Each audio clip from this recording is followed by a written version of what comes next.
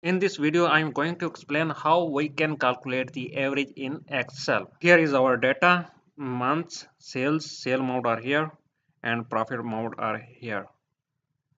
We need to calculate the average from this data. Then we need to press equal. When we will press equal in Excel, it will activate the Excel function. Here we need to select the average function, then press average and open the small parenthesis. It is showing that to select the number. I will need to select the number from cell 1 to last cell and close the parenthesis and press enter. Now we will able to calculate the average from this data. If I select here, it will showing that average from D2 cell to D8 cells. I will repeat again this process.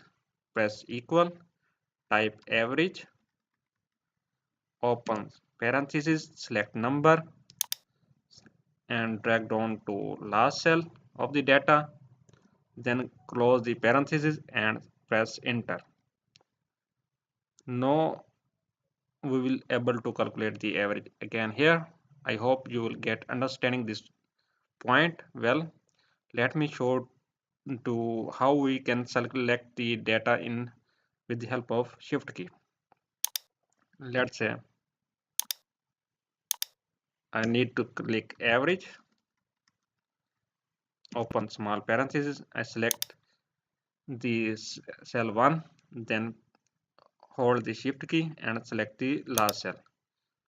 It automatically select the whole cells. Then press close the parenthesis, then press enter. It will calculate the average of this data.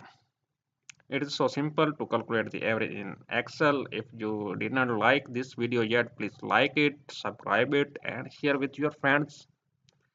Thank you so much.